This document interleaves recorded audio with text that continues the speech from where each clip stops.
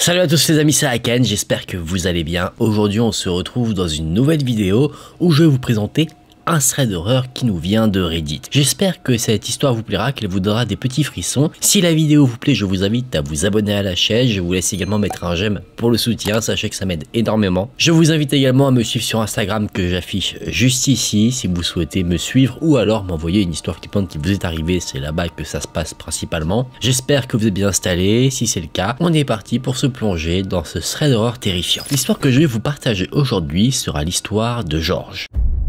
George nous dit qu'il vit au Royaume-Uni et que son histoire se passe pendant la période de l'automne. Pour donner un petit peu de détails, il nous dit qu'à 16 h l'après-midi en automne là-bas, il fait assez sombre déjà. Son histoire se passe pendant les vacances d'automne, donc les enfants se trouvent à la maison. C'est le cas pour le petit frère de sa petite amie avec qui il est depuis maintenant un an. Sachant qu'il a passé pas mal de temps chez elle, ses parents le connaissent plutôt bien. Son petit frère l'adorait, donc il n'était pas inhabituel que George soit amené à garder ce petit garçon. Au moment des faits, la petite amie de George était assez stressée. Ses parents étaient partis voyager pour la journée, donc elle devait s'occuper de son petit frère, et George, sentant que sa petite amie avait besoin de temps pour elle-même, a décidé de prendre le petit frère pour aller faire une petite balade pour que sa petite amie puisse un peu se retrouver. Donc, le jour J où George devait garder le petit frère, il s'est présenté au domicile de sa petite amie à 8 h du matin. Les parents de la petite amie l'ont accueilli, ils lui ont donné quelques petites instructions avant de partir. Ils sont partis et c'est à peu près 1 heure plus tard que le petit frère s'est réveillé. Peu de temps après, la petite amie s'est réveillée à son tour et tous ensemble ils ont pris un petit déjeuner. Ils n'ont pas pris un petit déjeuner à la maison, ils ont pris un petit déjeuner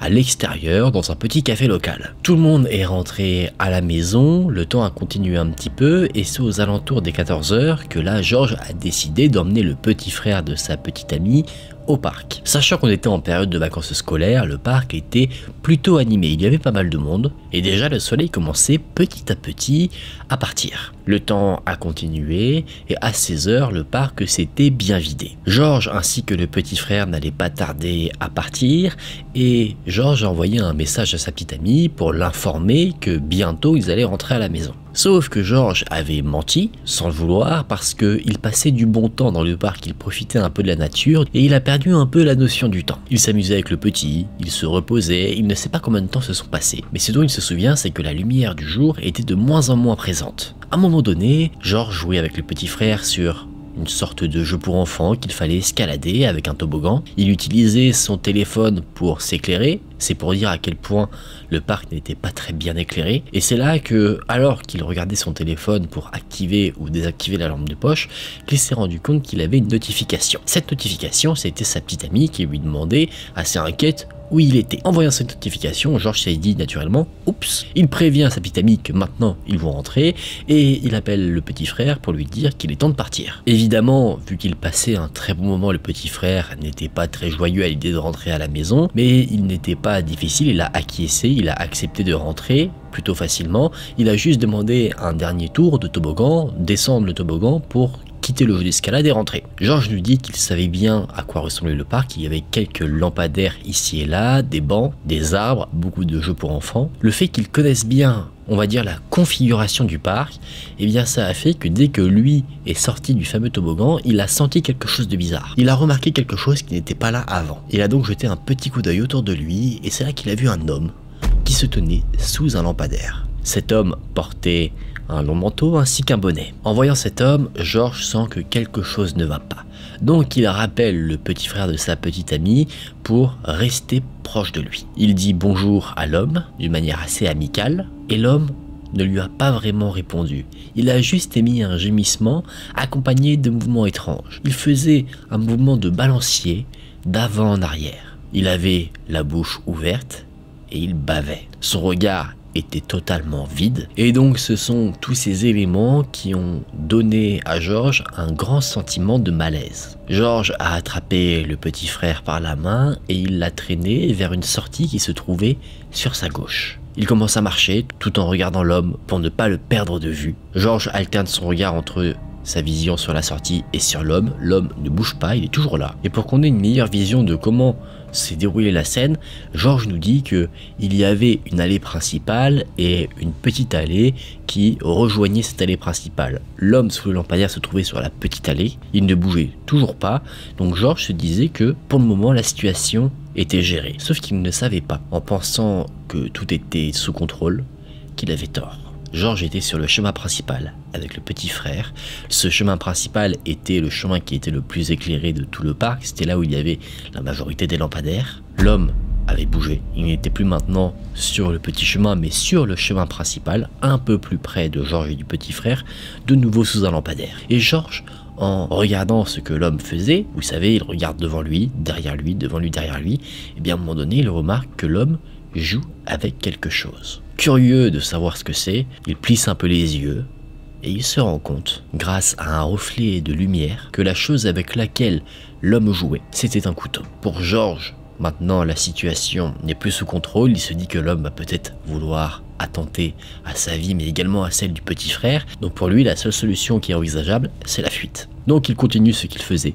Partir en regardant devant lui pour garder le bon chemin. Il regarde également derrière lui pour s'assurer que l'homme ne commence pas à courir vers eux. Et une nouvelle tâche se rajoute à Georges à ce moment-là. Cette tâche, c'est celle de rassurer le petit frère qui n'est pas serein du tout. Georges se rend compte d'une chose. Il se rend compte que l'homme avance vers lui à chaque fois qu'il détourne le regard. Au début, vu qu'il y avait une certaine distance, Georges pensait que c'était simplement son esprit qui lui jouait des tours, mais à force, il en est persuadé car il a certains éléments qui lui permettent de comprendre que l'homme avance bel et bien vers eux. Par exemple, au début, l'homme avançait de lampadaire en lampadaire et il ne remarquait rien, mais à un moment donné, peut-être il y avait un banc et l'homme a dépassé le banc, donc c'est ça qui lui permettait par exemple de comprendre que l'homme était effectivement en mouvement. De plus, il entendait également les fameux gémissements de l'homme de plus en plus forts. Donc Georges a compris que l'homme avançait rapidement et qu'il avançait surtout plus vite que lui et le petit frère de sa petite amie. Georges a donc décidé, voyant qu'il y avait un danger imminent,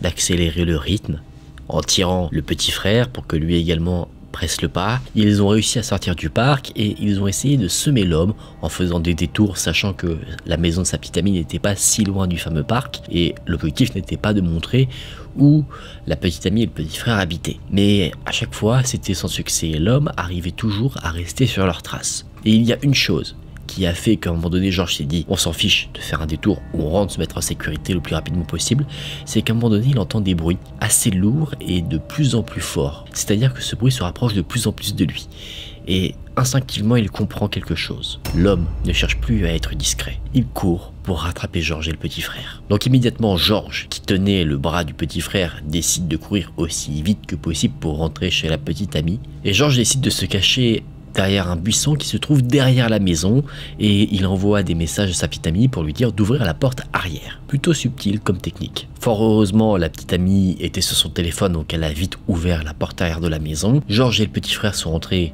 et ont réussi à se mettre en sécurité. Georges lui est directement allé au niveau de l'avant de la maison pour voir si l'homme était là. Et oui, il était bien dans la rue de la maison, comme s'il cherchait quelque chose et ne le trouvant pas, l'homme est devenu très énervé. Il gémissait, mais c'était plus forcément un gémissement juste étrange. On entendait clairement que ce gémissement était un gémissement de colère. Il jouait toujours avec son couteau dans la main et il renversait des poubelles dans la rue, ici et là pour exprimer sa rage, la rage d'avoir perdu ses deux cibles. En voyant cela, Georges a appelé la police, mais l'homme est parti juste avant que la police n'arrive sur place. Georges a fait un rapport, l'homme n'a malheureusement pas été retrouvé. Et notre ami pense que cet homme a non pas réussi son coup, mais fait peur à d'autres personnes car il a vu une histoire quelque peu similaire à la sienne sur un groupe Facebook local. Évidemment, Georges a parlé de tout ce qui s'est passé aux parents de sa petite amie quand ils sont rentrés. Les parents l'ont remercié vraiment du fond du cœur d'avoir gardé l'enfant en sécurité. Ils n'ont fait aucun reproche à Georges car il n'a rien fait de mal du tout. Le petit garçon, lui, a fait quelques cauchemars les nuits qui ont suivi ces événements, mais assez rapidement, tout est revenu à la normale dans sa vie. Il a réussi à passer plutôt vite à autre chose. Quoi qu'il en soit, ces événements ont changé pas mal de choses, notamment une. Georges n'emmène plus du tout le petit frère dans le parc où se sont passés les événements et depuis ces événements, Georges a développé le réflexe de toujours regarder s'il y avait quelqu'un derrière lui. Et voilà les amis, on en a fini pour cette histoire. sacrée histoire, vous en conviendrez. Une histoire assez terrifiante et je peux comprendre que en vivant quelque chose de la sorte, on change pas mal de nos habitudes, qu'on décide de ne plus aller là où on a rencontré quelqu'un de flippant. Après, qui était cette personne selon vous? N'hésitez pas à me le dire dans les commentaires, c'est fait pour ça. Personnellement, je ne saurais pas trop dire. Je pense pas forcément qu'on ait eu affaire à un prédateur d'enfants, juste quelqu'un qui était au parc de nuit pour essayer de trouver une cible. La personne devait savoir que le parc allait être vide assez tard dans l'après-midi, donc il s'est dit qu'il allait patienter là, et il est tombé sur Georges et le petit frère. Il s'est dit que ce seraient des victimes parfaites. Est-ce qu'il voulait leur faire du mal ou alors simplement les dépouiller? Ça, eh bien, fort heureusement, on ne le sait pas d'un côté, donc je compte sur vous pour me dire quelles sont vos théories sur les intentions de cet homme. En tout cas, j'espère que cette histoire vous a plu, qu'elle vous a apporté de nombreux frissons. Si c'est le cas, n'hésitez pas à laisser un j'aime pour me le faire savoir. N'hésitez également pas à vous abonner à la chaîne pour être au courant de toutes les prochaines vidéos. De nouveau, je vous invite à me suivre sur Instagram que je vous affiche juste ici. Si vous souhaitez me partager une histoire flippante comme celle qu'a vécue notre ami Georges ou alors une histoire qui n'a rien à voir, vous pouvez toujours me suivre aussi si vous souhaitez juste voir un petit peu ce que je fais hors YouTube, voir les petites actualités de la chaîne, etc. etc. En tout cas, j'espère que vous avez passé un bon moment. C'est un plaisir pour moi de vous partager cette vidéo. Je vous dis à très vite dans une prochaine vidéo. Prenez soin de vous, c'était Aken. Salut!